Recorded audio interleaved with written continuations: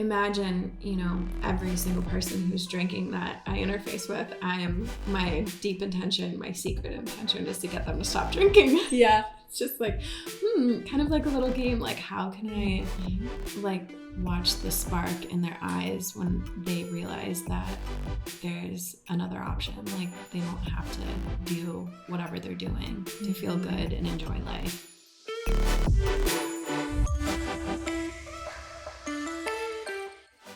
Welcome back to Openly Podcast. I'm your host, Jessica Esfandiary, and we are diving back in for part 2 with Lana Shay. If you haven't heard last week's episode, I interview Lana, the author of Erotic Hustle, and it's wild how many similarities we have in our lives, from working in strip clubs in Las Vegas to having a spiritual awakening through plant medicine, and just our desire to help the world heal those shadow parts of ourselves that are so often tied to our sex and sexuality. So in this episode, we're going to be diving into her book. She's going to even read a little snippet of Erotic Hustle to us. We're going to talk about being sober while dancing and really using dance as a way to connect and truly help other humans heal. I am totally falling in love with this girl as I'm interviewing her, and you'll be able to see the girl crush developing, and I hope you have it too. So let's dive in. I would love to. Okay, so it's like you were living in an environment that was extremely toxic. Yeah. And I know that space so well. I became very ill with major disease while I was working at Sapphire. So I understand this. And also trying to balance and live a holistic life and taking supplements and herbs every day and organic food. So I think I want to start there, of how was it to live a very kind of very two different lives in parallel fashion, because I know the toll that working in a club like that takes on your environment. Like, I would go in at 1 a.m. and close at 10 a lot of times. Yeah. And so it wasn't until I had that major health scare that I got my healthy life in order. I was dabbling. I was going to Vegas hot, thinking that was yoga. And it actually is, because in those classes, I was crying every day in Shavasana, the same way you talk about in your book. And I was oh, everyone's sweaty, so no one's going to notice. And that was my first touch of spirituality. And yeah, so you talk about your experience with Bikram, and I didn't fully understand. It was scratching the surface, but that's where it started. And I carried that through, and obviously wellness became my life, and I became a wellness coach and all of these, different things. But for me, it took me getting really sick. But for you, you were already living that way and then brought that in. How is that even possible? Because once I started living that way, I was I have to leave this place. I didn't stay very long. After I got married, it was easy to make the shift, and we moved to California, and I started working at a fancy restaurant. It was a very different environment. How did you live these parallel lives? I love that I do sort of feel like I'm talking to myself. This is great. Yeah. I'll just call this episode Twins. Yes. Perfect. Very, very simply put, it was easy for me to work in that environment, continue working in that environment, being in that environment, while having these practices and being so dedicated to a holistic lifestyle, because I saw the need, and these were the people who needed it most. So it almost excited me that I would be able to come in kind of from the side, or God knows, head on, here I am naked, in my thong, and I'm gonna tell you about combo. Yeah. These guys are what the fuck? Who is this girl trying to tell me to eat organic right now, and I'm trying to get a lap dance? Yeah. And I'm are you drinking Red Bull right now? That's so bad for you. This is amazing. They listen though, and I'm just, there's a part of it that I got off on that, just, all right, so I can get people's attention right now. And then change their life for the better. Or maybe plant a seed, you know? And honestly, just like we were talking about earlier, I'm a huge advocate for ditching alcohol. And, you know, everyone's drinking in a strip club. That's what you were doing. You were serving them that, right? So imagine, you know, every single person who's drinking that I interface with, my deep intention, my secret intention is to get them to stop drinking. Yeah. It's just like, kind of like a little game. Like, how can I like watch the spark in their eyes when they realize that there's another option? Like, they don't have to do whatever they're doing to feel good and enjoy life. And you don't have to conform. You don't have to be holding a drink to be sitting here getting a dance from me. Yeah. You know, which is a lot of people, you know, like, I don't feel comfortable in a nightclub, in a strip club, in a social setting unless I have a drink. And like, how can I get them to see that they don't actually need that? Wow. That's so beautiful. That's such a pure intention for like the work that you've done for a decade. And it comes through in your book for sure. I also imagine that it's what kept you relatively grounded and sane, because that life will give you burnout so fast if you don't live it in a healthy way. You know, as you've seen, as I've seen, people coming in and out of that environment who will get addicted to drugs or drinking every night, and it will chew you up and spit you out, especially Vegas. So I mean, that's probably why you were able to have such a long-standing career. Yeah, there's no way I would have been able to do it for that long if I wasn't fully dedicated to that lifestyle. And, you know, those moments crying in Shavasana were the balance. Yeah, absolutely. And then you find this really conscious community of women in Vegas, which I was like, do I know these people? I wonder if like I know anyone that you talk about. By the way, when you talk about your Sapphire experiences, I was like, oh yeah, I know about those promo notes. Like, I would hear stories, horror stories about, the person who would take everybody out. And I stayed as far away from him as I could. I never really had to interact with him. But yeah, what a crazy environment. Wow. So you meet these women, you go to a sister circle, essentially a moon circle. You guys go to the cantina right next to Sapphire for dinner after, and I was like, this is wild. We ate there all the time. And we would eat there before work, or we would order there from whatever. It's in the spot. Yeah, it's great. And the food is all organic, truly. It's kind of heaven to be right next door. But you really fall into a groove there. And that, I think, ignited a fire for you, gave you this sense of community.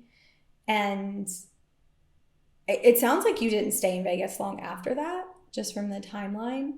But you said, I am going to be connected with these women forever. Like, that was your intention. Are you still in touch with that circle?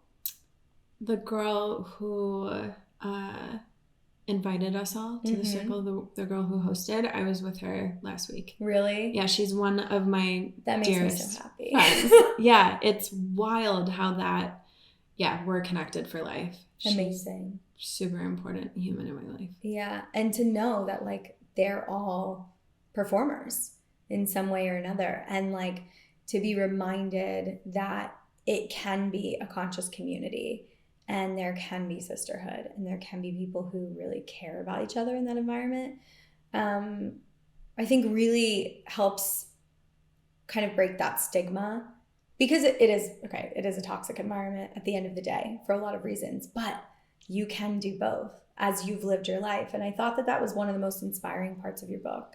And then you brought that, it sounds like, back to the Bay with you. Yeah. And then continued this journey, becoming the mama bear and really infusing way more consciousness into your work, which has led you to, I think, shift your work in a lot of ways. Also, like, coming from a way more empowered place to be able to be yourself and have the conversations that you want to have, and people rising to meet you in that space. And then you're only going to attract people, for the most part, who are ready for that kind of work. And I want to basically share with everybody, I want you to share with everybody, what your vision is, and you know, the Dakini dancer, for a space that's really mutually beneficial for both parties. And that's a really, it's like an ideal. You said this thing, if every man on the planet could be intimate with, I think, a beautiful woman that they desire, there would be no war.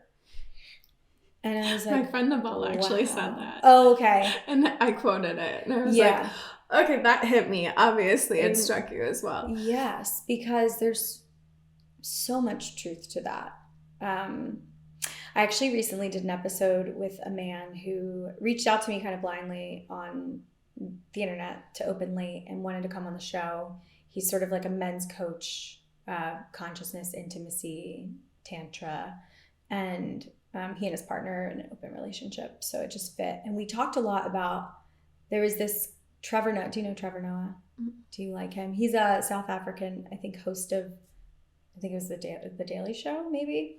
And he's extremely intelligent, funny, and I just love his work. And he kind of went to talk about how men are really like starved for intimacy and relationships with other men. I mean, and he was actually talking about the dynamic where men will seek out sex workers a lot of times just for connection and talk. And I saw that so much in the club, and I also like see it now in my life. I have a lot of friends that are in sex work, and you know, everything from performers and dancers to cam models and, you know, OnlyFans, and we talk about that all the time. They're like, the majority of my work is 70% of the work that I do is just having conversations and helping people feel seen. And men aren't really able, I mean, they can, but our society doesn't give a lot of space for men to be intimate and vulnerable with other men, let alone women. And your vision looks like a major shift for that. So I'm going to stop talking again. I would love for you to share this. Yeah. Oh my gosh, so much there. I went in depth on this same topic just recently. It's really coming to the surface clearly in the collective, with a man who's very much in the entrepreneurial space. He's a venture capitalist. He's very much in that, like, you know, high-powered business realm, like very... He's not like, you know, somebody who's going to cuddle parties every weekend. You know, he has a very different life. And not that there's enough of those. Yeah. But he was saying that, you know, like men don't sit with each other. Like, imagine two men sitting together right now. Like, if we were sitting close to each other and we had hung out enough, we'd probably be like cuddly or like touching each other, like, you know, grab each other's arm when we like make a comment. Like, women are just very... connected in that way physically. Men don't do that. They don't really touch each other. They don't really, and we need to be touched a lot. You know, babies die if they're not touched and held enough when they're first born. Like, imagine that. So yes, we're not going to die as adults, but it's still that feeling of kind of dying inside if you're not getting enough physical interaction. So I am a huge advocate for more touching. And I don't know, maybe it's our culture, because I've gone to like Morocco, for example, and I was walking down the street and I'd see like two men. Oh, yeah. And they'd be holding hands. Yes, the best. That's one of my favorite things. We were just in Southeast Asia for 5 weeks, and you see it everywhere. From Vietnam, Cambodia, Thailand, men link arms. A lot of like, you know, when they're walking together, there's always like hands on the shoulders. You'll see like 3 men and like they have their hands on each other's shoulders or the tops of their heads. And it's just like, it's so beautiful to see. And there's a big level of intimacy, but there's like, you know, it's not a sexuality thing, and that's the intimacy that we're really lacking. I mean, it lends itself into, you know, not being able to like also connect sexually. One of my favorite things, I've spent a lot of time in Nepal too, and just the relationships between men in that country, wildly different than here in America. There is such a lack. There needs to be more touch, more physical connection, more intimacy. Working at this club that you read about in the book in Silicon Valley, it's actually called Cheetahs in Sunnyvale. I changed the name in the book, Mm-hmm. but here we go. I'm putting it out there.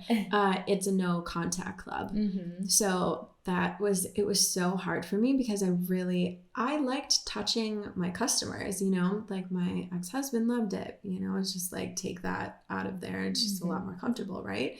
But for me, I was like, I feel like I can give so much through a single touch, one conscious touch.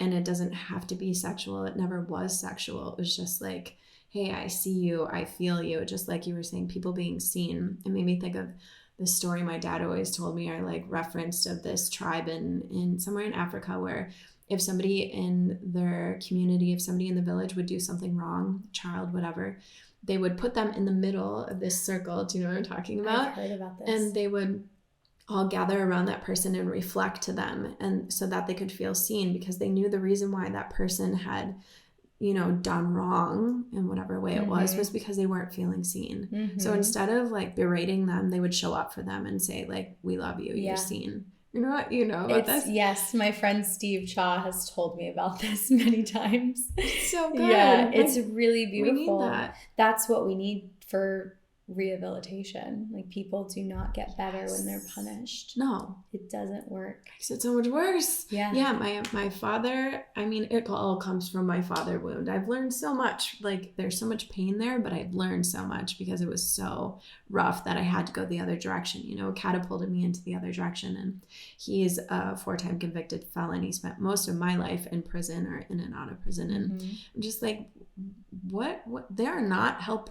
No one's helping you right now. You are not getting better. Nothing is improving right now. The system is for sure broken. It's fucked.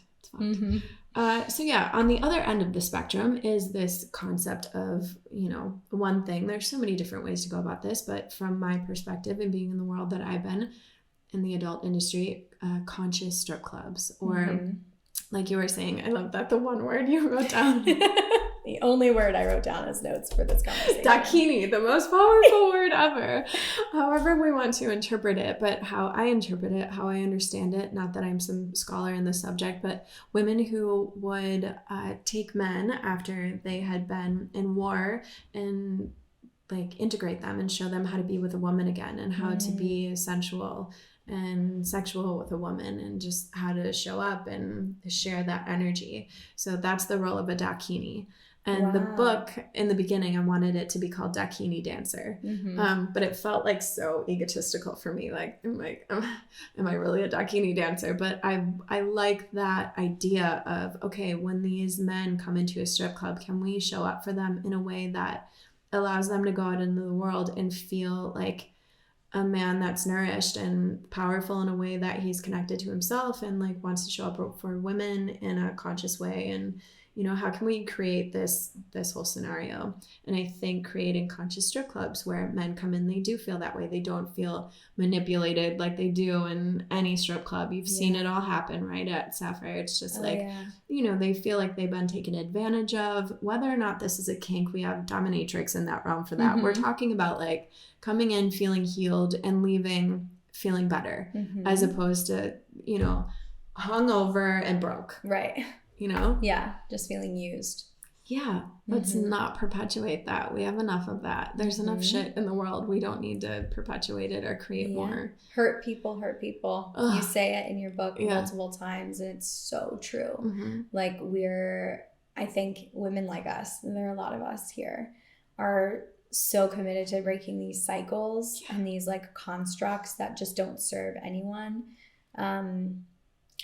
Like, I probably say this word a ton on the show, but patriarchy, it's such a touchy thing. And I think what men fail to realize is it's hurting them likely more, actually, than it's, you know, hurting women, because it's like this unseen hurt that happens. With women, you can clearly see, okay, we like don't have the same rights.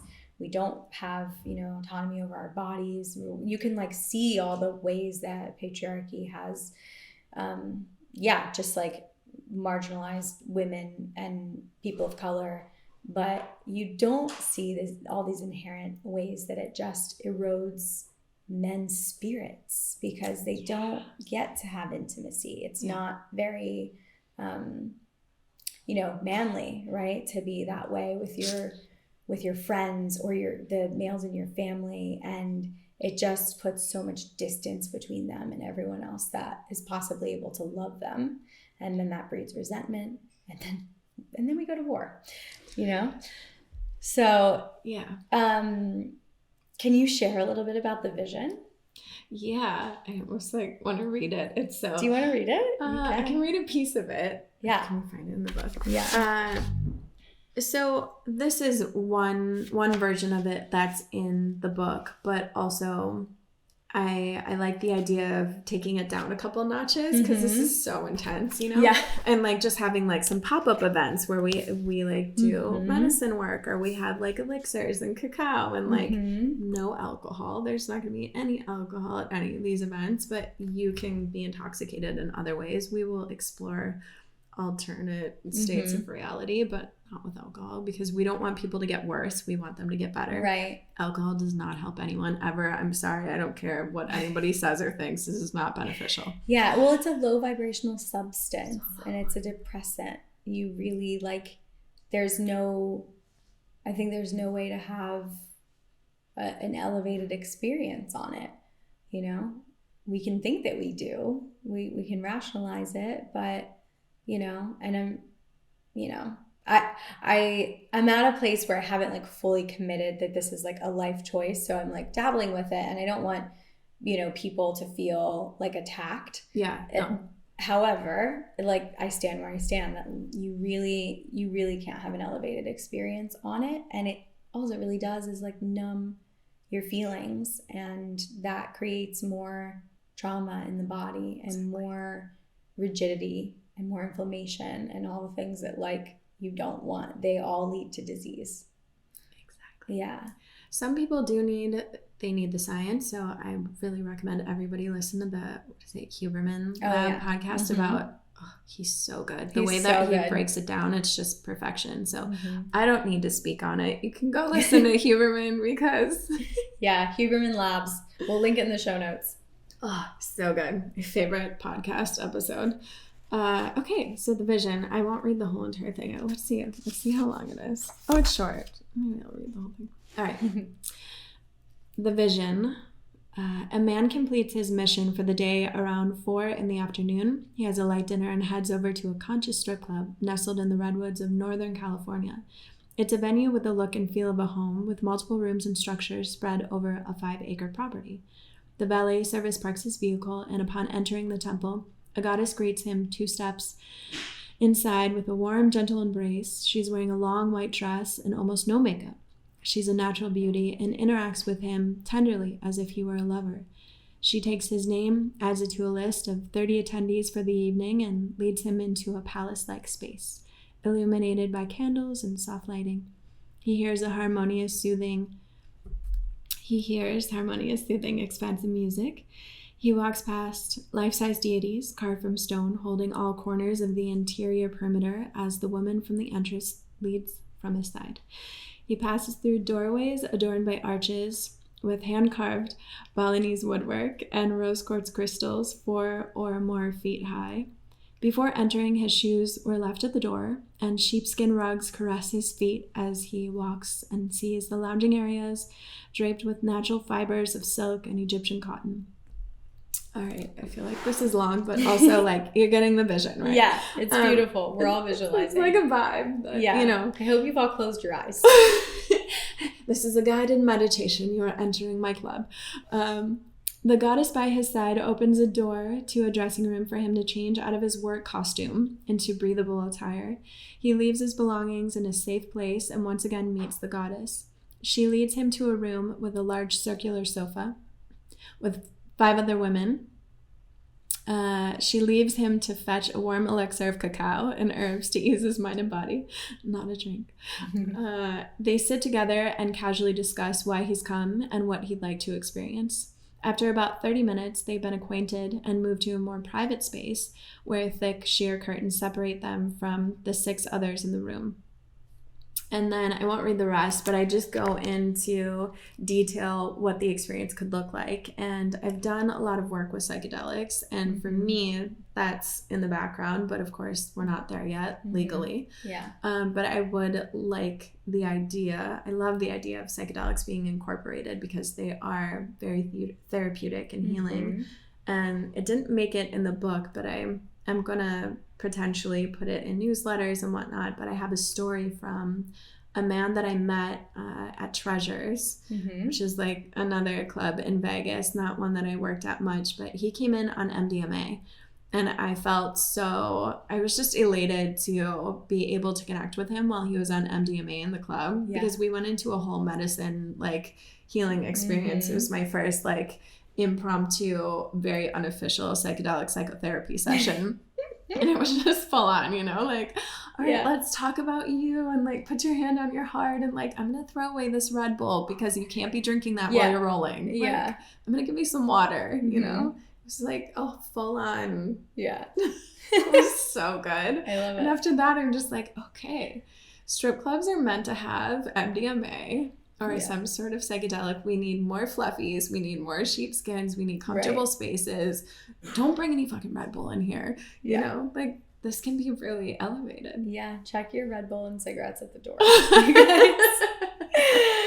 Oh, wow. It's so beautiful, though. And I think, you know, you guys have to read this book because you really feel how much intention you've had in your life in these spaces. And, you know, as I said earlier, it's like you're bringing the light in, and really you can hear it in your experiences and in the, like, circles and communities that you created, how much you did change the reality that you were living in to the extent that you could, that people were ready for.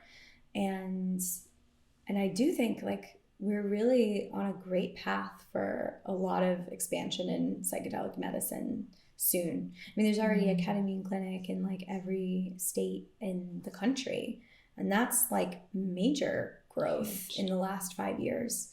And so, yes, you know, in the right environment with the right, you know, container and people, it could be some of the most expansive work that you ever do in your life. Yeah, it's wild.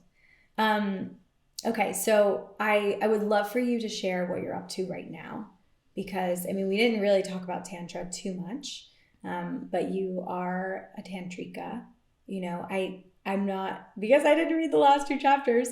Yeah, sure, what you're up to. I actually don't even know. Do you live in Miami, or do you live here, or do you live, where do you live? Kind of moving around. Okay, bopping around, yeah. Yeah, because... yeah, when I was like, are you in LA? You were like, yes. It was like amazing. For a moment. Yeah. And then I found out that you've like spent a lot of time here, you know, in the last couple of years. So what does your life look like? Are you working? Are you leading ceremony? Like, what is the whole scope? That's a really great question. I'm doing a lot of things. I really am focused right now on creating this idea of a conscious strip club, which is going to look a lot of different ways. Okay.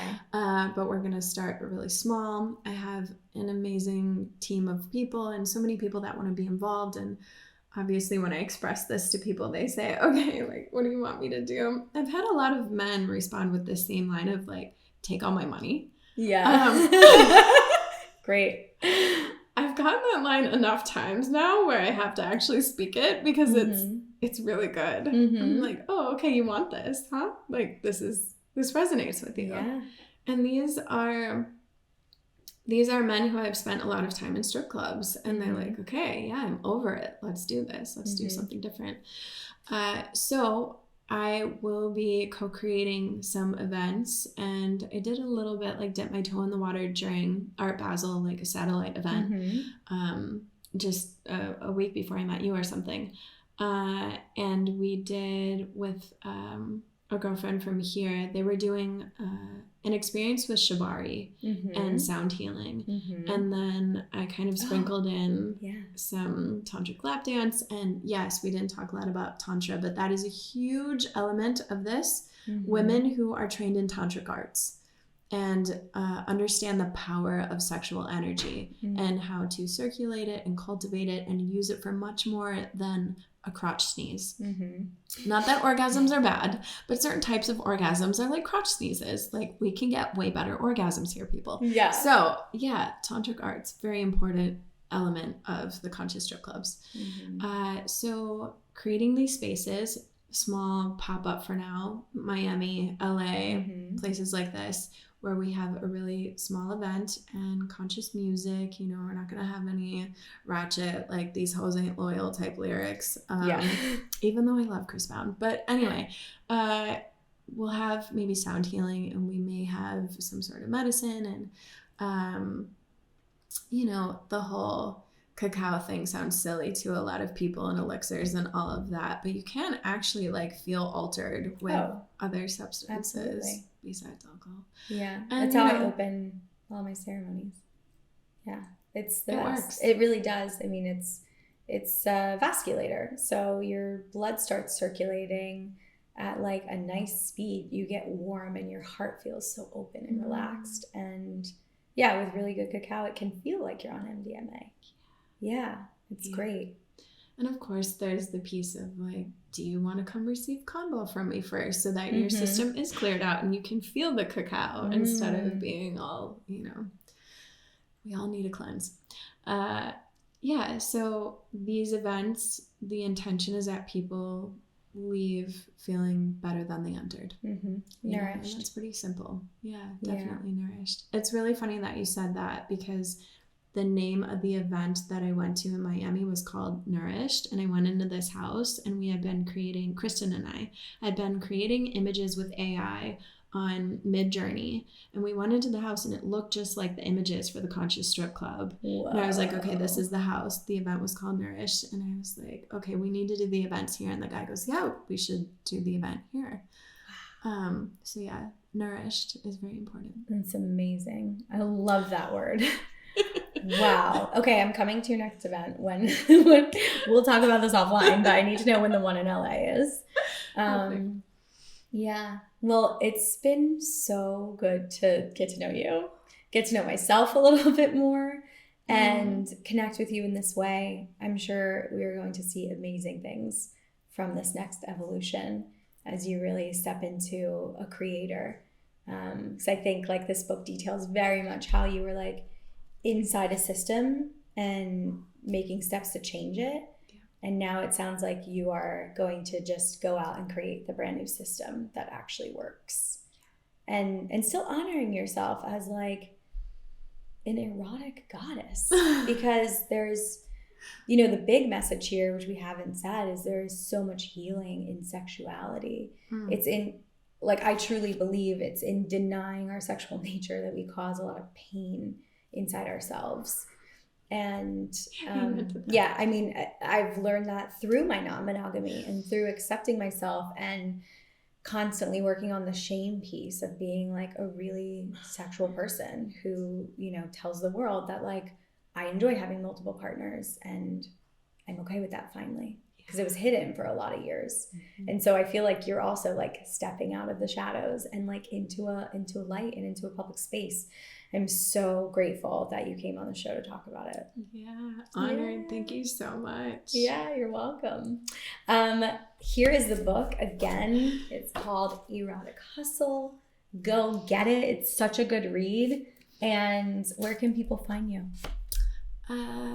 So I'm on a lot of channels right now, but I'm Lana Shay everywhere, and The Pure Way is actually my brand. So really? You can find me with The Pure Way and Lana Shay on Instagram or Twitter, all the places. Yeah, and I'll link it in the show notes for people who are listening and not being able to write it down. So it'll be there. You can find Lana Shay and order the book, Erotic Hustle. Thank you so much for listening. I will see you all next week. Of course, do not hesitate to leave a review, to subscribe to the show. So to your question, let me know.